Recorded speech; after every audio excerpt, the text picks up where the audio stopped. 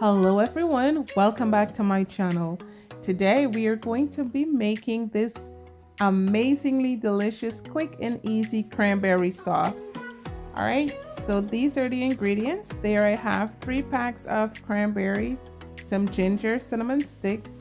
I'm pouring my orange juice. We are also going to add some star spice and sugar.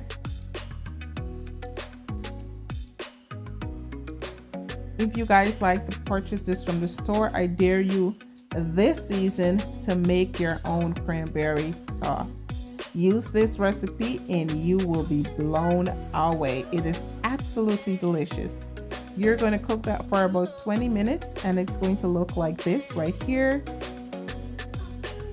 Awesome. You can also adjust your sweetness here if you like.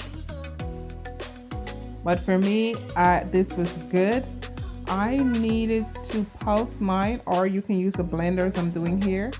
Blend it until it is nice and smooth.